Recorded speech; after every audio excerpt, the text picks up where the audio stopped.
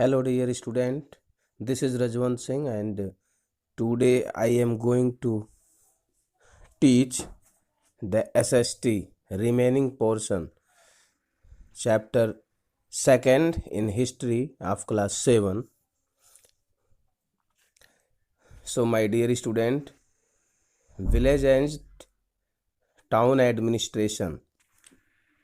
The village served as the basic unit of administration. The headman and accountant of the village, known as the Gramapati, carried out administrative responsibilities to assist him. There were village committees that looked after local schools, roads, water tanks, temples, and etc. etc. So, my dear student, in the figure you can see this. Some glimpses of a village are given here, and some farmers are shown here. So, dear student, such committees also existed in towns. There were similar committees where the heads of trade guilds were associated with administration. Dear student, law and order issues in towns and neighboring areas were looked after by the court wall. So, dear student, you have to see this military organization.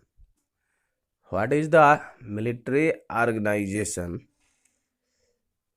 So, dear student, the armed forces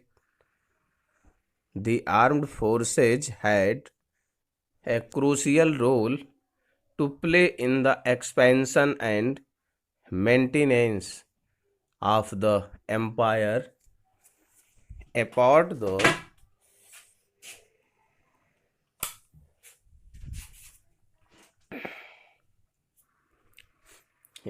from a strong infantry and cavalry, a large number of war elephants were also maintained according to the available literary sources. The Pala rulers maintained the largest number of elephants, while the Gurjar Pratihara dynasty had the finest cavalry in the country. So, my dear student, the Rashtrakuta rulers owned a large number of forts garrisoned by special troops. So, the next point, social life. How they complete their social life. The caste system was the basis of social life. At that time, the caste system was the basis of the life. During this period, the Brahman priests and the Rajputs, Kshatriyas enjoyed the highest status in society, while the Vaisyas, traders and merchants played a significant role in local administration. My dear student, The society is divided into four parts: Brahman, Kshatriya, Vaishya, and Shudra. And this is the explanation of these four parts. So, dear student, there was a decline in the position of women during this period.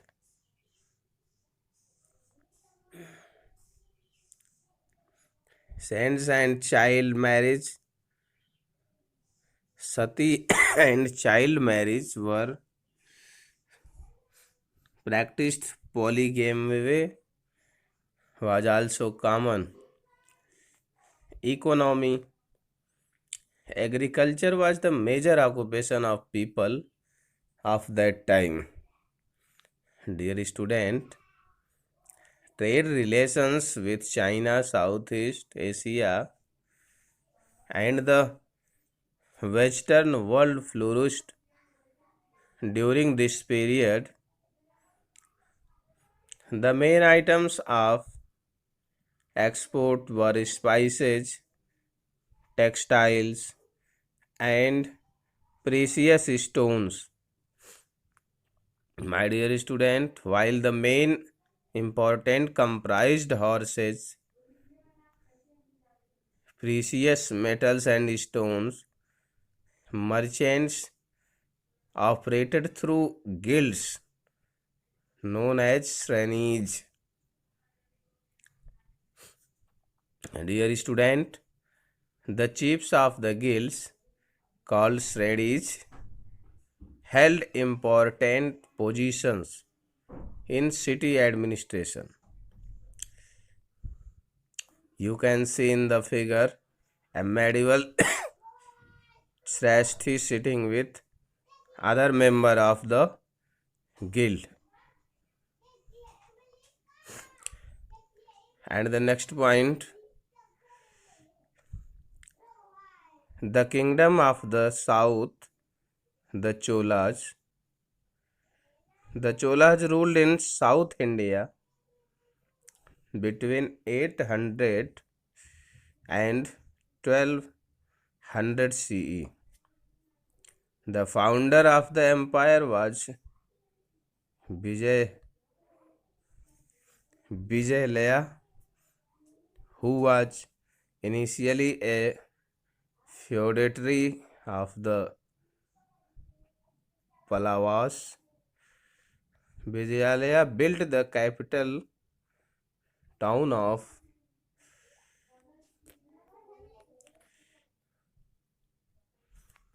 Tanjore, a beautiful city of temples. The glory of the Chola dynasty is in large measure attributed to Raja Chola first and Rajendra Chola first. Famous kings. My dear student, the next point is famous king.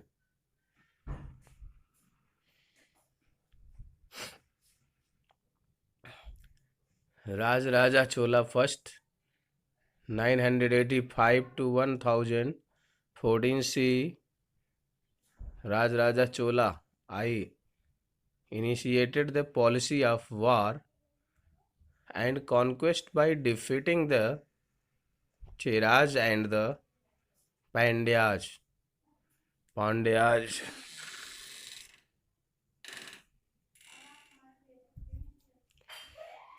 He invaded Sri Lanka and annexed its northern part to his empire. His kingdom was organized on the lines of efficiency, both economic and military. So, dear student, one of his naval exploits was the conquest of the Maldives Islands. He also annexed the northwestern part of the Ganga region in Karnataka and Oberon Vangi. So, dear student, the next point is Rajendra Chol. First,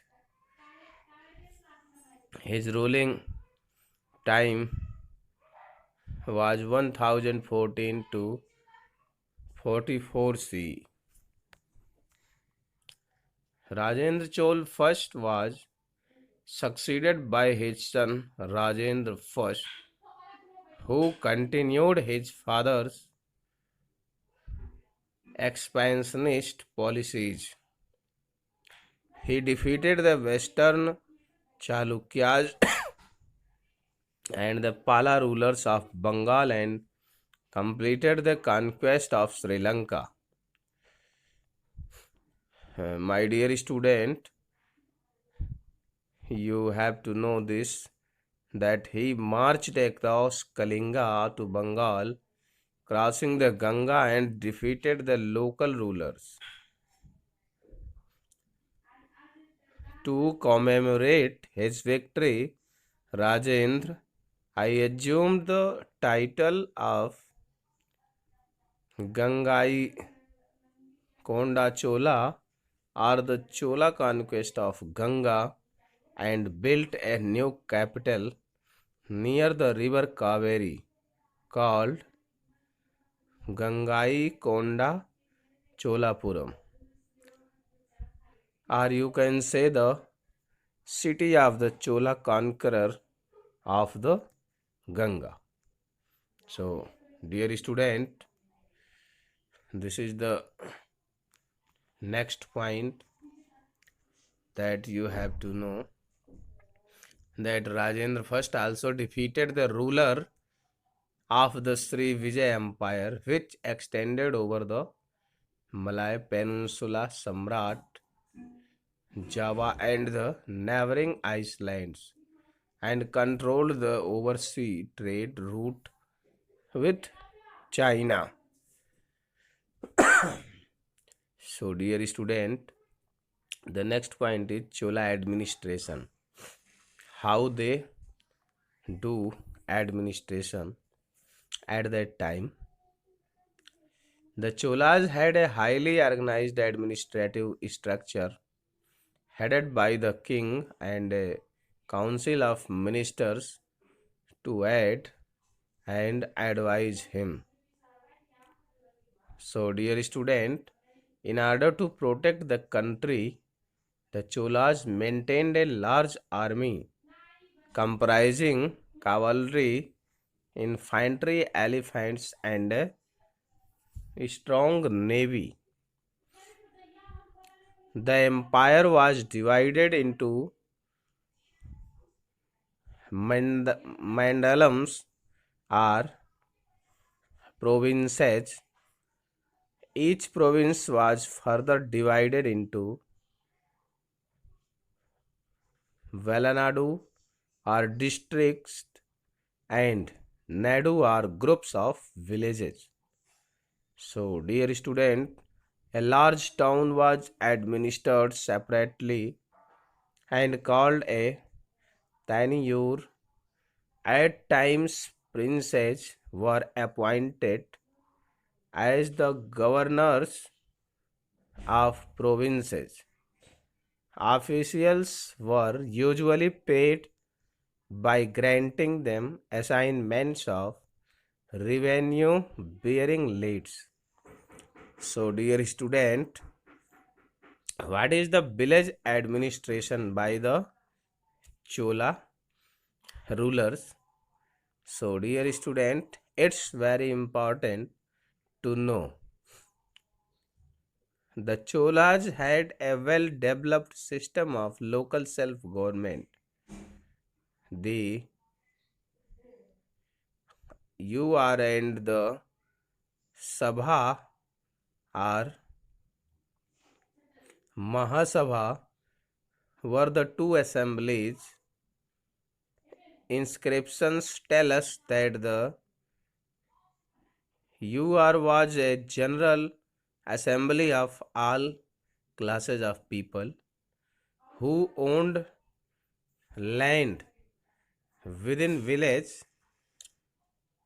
And my dear student, in contrast, the Sabha was an assembly found in villages where Brahmins owned all the land as Brahmadev grants as the Chola rulers.